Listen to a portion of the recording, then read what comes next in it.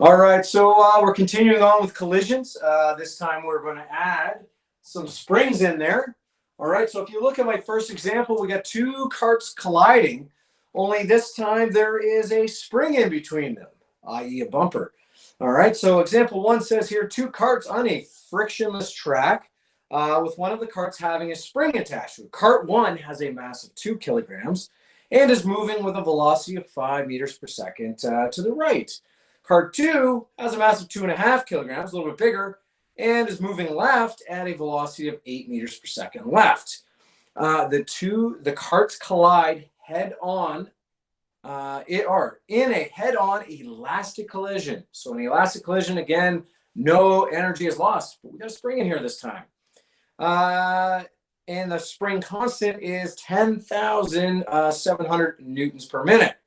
All right, so it says A, determine the compression of the spring during the collision when cart 2 is moving at 6 meters per second left. So the situation here is we get two things colliding, but the entire time that they're colliding, the one has a spring, which is absorbing energy.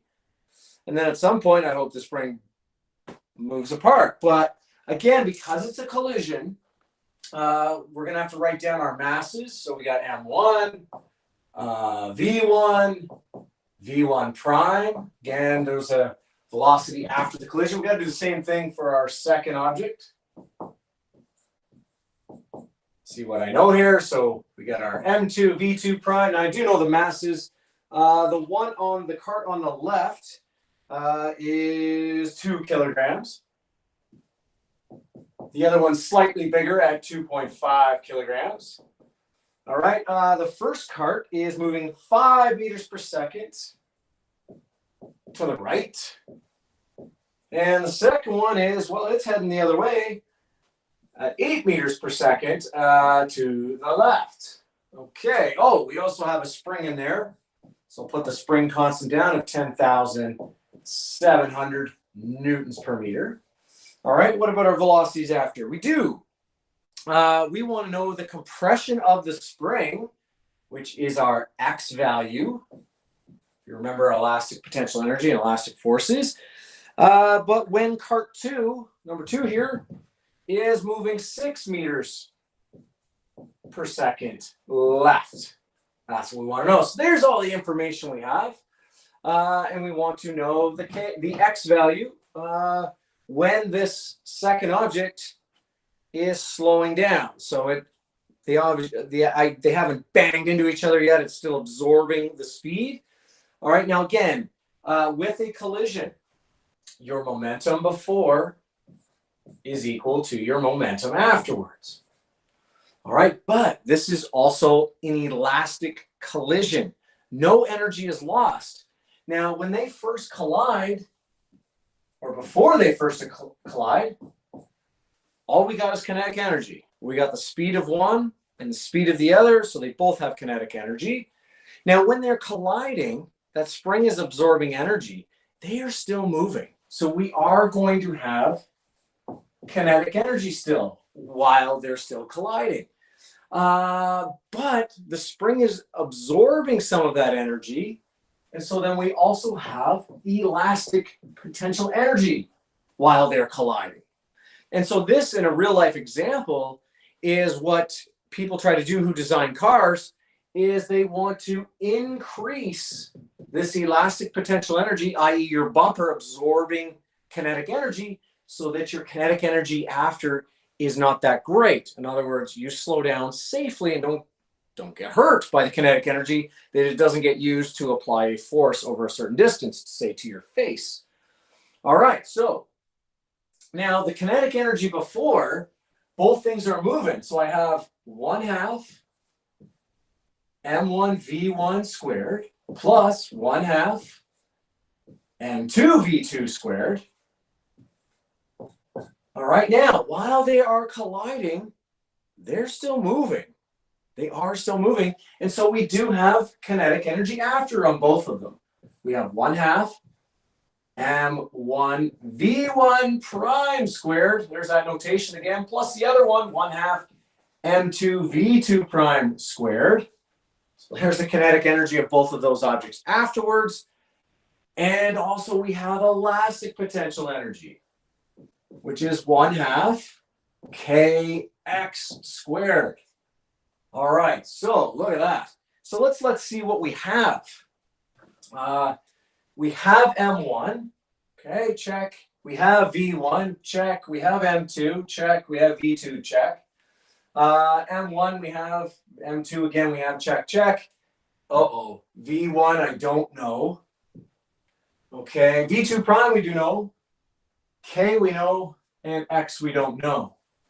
All right, so when I look at my energy formula for this situation, the conservation of energy, because it's an elastic collision, I need V1 prime here to find my X value. So I'm going to come back to my original equation, the conservation of momentum, because that is much simpler, in fact, where we have M1 times V1 plus M2 times V2 is equal to M1 V times V1 prime plus M2 V2 prime. All right, now I know all of those except for my V2 prime, which I'm going to need over there. All right, so here we go. I'm going to plug everything in here. So mass, 2 kilograms for 1. Again, I'm going right is positive, left is negative, as I usually do. So 5 meters per second right, that's a 5 there. M2, 2.5. V2, 8 to the left, so I'm going to put in a -8 here. All right, on the other side, M1 again, still 2. V1 prime, yikes, that's what I'm trying to find out, V1 prime, the velocity of it after, plus M2, which is 2.5, V2 prime, 6, but again to the left, so we got a -6 there. All right, little math here. Let's see here. 2 times 5, well, that's 10. 2.5 times -8. It's -20. All right. Then we got 2 times V1 prime. 2.5 times -6. I think that's -8. Nope. -15. All right. So let's see here. 10 minus 20, -10. So I got 2 V1 prime here, minus 15. I'm going to bring this minus 15 over to the other side, so it'd be a positive 15. So I'd have 15 minus 10, which is a 5, times 2 V1 prime. If I divide both sides by 2, V1 prime is 2.5 meters per second. And of course, it's to the right because it's positive. So I can put that up here. So just from figuring that out, what you can see is the one object is moving, got to figure out what you guys are doing here, moving to the right. This one's moving to the second mass is moving to the left faster. And so when they initially hit, you can see that they're still moving to the right a little bit, but it's slowing it down at that point. All right, so now we're going to substitute in our values here. And so now here's a nice thing that can happen with our formula, because now I can come up to my energy formula, is they all have 1/2 in them, even the elastic potential energy. So I'm going to multiply every term by 2, or the same thing is divide every term by 1/2. What that is doing is our halves are gone. Simplify our formula for us. All right. Now, all the other values I have, so I'm going to plug them in. So I have M1 V1 squared. So that's 2 times 5 squared. All right, plus M2 V2 squared. So we have a 2.5 times a V2 squared, which is an 8 squared, or -8 squared. Won't matter because it's being squared. All right, is equal. Then we get over to the other side here. M1 times V1 prime squared. So a 2 times that number we just found, 2.5 squared. All right, plus M2 V2 prime squared. So we got a 2.5 times V2 prime squared, so a -6 squared. plus, we can't forget our last potential energy here where we have kx squared. So we have 10,700 times x squared. Well, if you check it out, we have now a formula, and all we need to solve is for x, so we can figure out the compression at that point. All right, so let's see here. Do a little bit of math here. 5 squared is 25 times 2. That's 50. Let's see here. Negative 8 squared is going to be 64 times 2.5. 64 times 2.5. I get 160. Equals, let's see, 2.5 squared times 2. I get 12.5. This thing's getting simpler nicely. Negative 6 squared, that's 36 times 2.5. Let's see here. I'm going to get 90.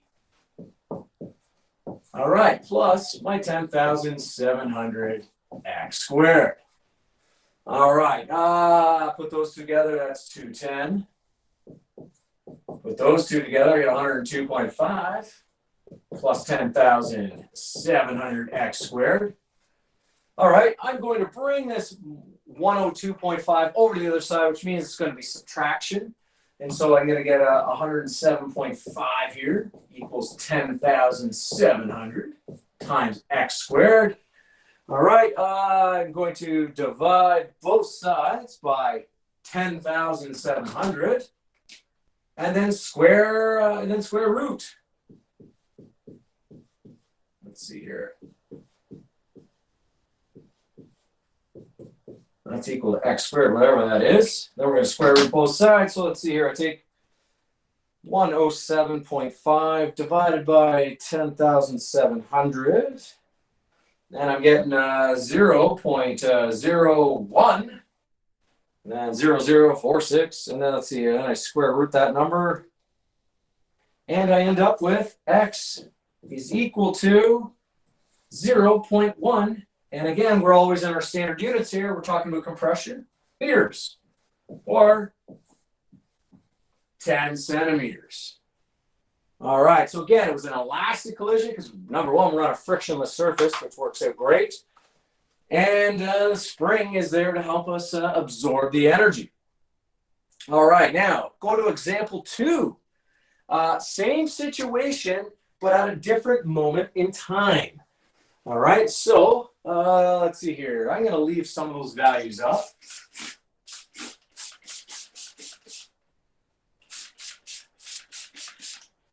Let's see. So now we're looking at what is the maximum compression of the spring, which is definitely something you'd be interested in if you were designing car bumpers. All right, so I'm going to leave up all our values except for this V1 prime now is no longer true. But here's where the situation differs a little bit. Is that when you are under maximum compression, the objects are crumpled together, and essentially just at that moment, that's when your objects are one. They're your one object. So during max compression,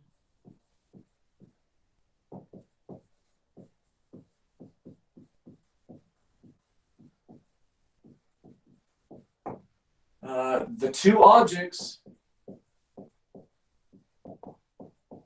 become one. So another way of saying it is that at that moment, they are inelastic. They're combined together almost. Well, even though this is an elastic collision, but they are combined because the spring has absorbed them, and then there's nothing, they're not moving anymore. Well, they're moving, but they're moving together at that point. All right, just at that point. And so again, what we're going to look at is because, again, it's an elastic collision, momentum before is equal to the momentum after. And also same thing with kinetic energy, where your initial kinetic energy is equal to the kinetic energy after, plus, again, you have that energy stored in the spring. All right, now we're going to get to this because, again, we're going to look at conserving momentum. All right, so our momentum before is equal to momentum after. So we got our M1 V1 plus M2 V2. So there's our momentum before. Momentum after now. Again, while they're in maximum compression, they are one object. So instead of an M1, M2, I'm just going to have a M times V prime because they are moving together at that point. All right, so I'll just say V is, well, they're one object. All right, now M1, substituting in here, we get 2 times V1, which again is a 5. I think we already did this calculation, so I should have just kept it, but let's see here. 2.5 times V2, which is a -8, equals, now, again, at maximum compression, they're together, so our masses are together, so we have a 2 and a 2.5. That is a 4.5 V prime. All right, now, let's see here. 2 times 5 is 10. 2.5 times -8, I think, was -20. So we got a 10 minus 20. Once again, equals 4.5 V prime. And so, again, I'm going to get rid of this 6 because I know this is different now. All right, minus 10 here, 4.5 V prime. And divide both sides by 4.5. And at maximum compression, when everything's absorbed, I divide both sides by 4.5, I'm getting negative 2.22 meters per second. In other words, they start heading left, which makes sense again, because again, the second cart, not only is it bigger, but the velocity is higher and they're moving left. So they collide, and there's the one on the left, absorbs it, and then and then it's probably gonna go like that afterwards. But again, we're just looking at maximum compression. All right, so now we know that the velocity of both of these after is negative 2.22, both of them. All right, so now back up to figure out the maximum compression. That's, again, we're trying to find our X value. Again, because it's an elastic collision, all the energy is conserved during this collision. And so again, the kinetic energy before, oh man, I think I had that calculation, erased it. That's not good. So I have 1/2 M1 V1 squared plus 1/2 M2 V2 squared. All right, now, kinetic energy is a little bit easier because what we are is it's all one object, right? So I'm going to have 1/2 M V prime squared, which we already know V prime, right? Because V prime is essentially the velocity of the two masses together, and our elastic potential energy here, which is 1/2 kx squared. Now, just as I did before, there's a 1/2 in every single term, so I can eliminate them by either dividing by 1/2 or multiplying by 2, same thing. So all the halves are gone. All right, now substituting everything else in. All right, so M1, we got a 2. Oh, I wish I had saved this stuff. V1 squared, so that's a 5 squared. All right, plus M2, which is a 2.5. V2 squared, what do we got? 8, -8, sorry, because it's left. All right, on the other side, mass of the two combined is 4.5. V prime is that negative 2.22 squared. Plus kx squared, k was 10,700 x squared. All right, so a little simplifying here. Well, 5 squared is 25 times 2. I know that's 50. -8 squared, again, is 64 times 2.5. I believe that was like, I can't even remember now. 64 times 2.5, 160. All right. All right, now we have negative 2.22 squared times 4.5. I get that on my calculator. I get 22.18 plus 10,700 x squared. All right, 210 here.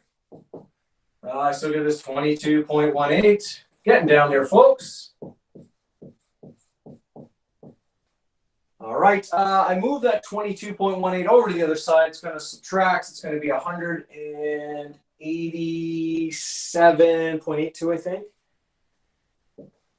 Yep. All right. All right, and this time I'm going to skip a step, but in the end here, what I have to do is divide by 10,700 on both sides. And then finally and then square root my x value. And I end up with, let's see here,